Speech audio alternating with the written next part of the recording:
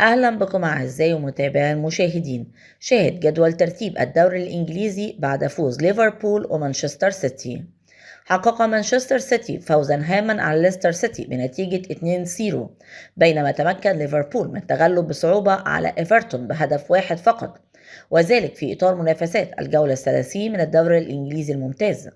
واستمر ليفربول في تصدره لجدول الدوري محافظا على فارق 12 نقطة مع أقرب منافسي أرسنال، ووصل رصيد الريدز إلى 73 نقطة في الصدارة، بينما يظل أرسنال في المركز الثاني برصيد 61 نقطة، يلي نوتنغهام فورست في المركز الثالث ب 57 نقطة. أما مانشستر سيتي فقد رفع رصيده إلى 51 نقطة بعد فوزه اليوم على ليستر سيتي، ليحتل المركز الرابع في جدول الترتيب.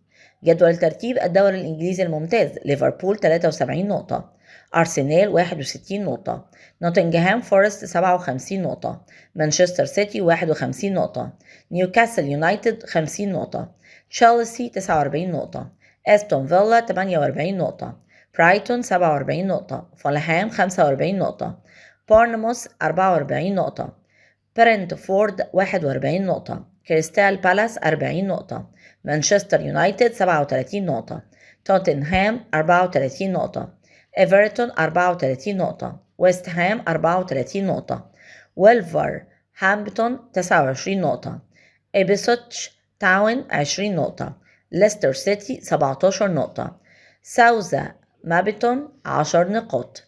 من فضلك لا تنسى الاشتراك في القناة، تفعيل الجرس على وضع الكل، وعمل لايك ليصلك دائما وأبدا كل جديد من القناة.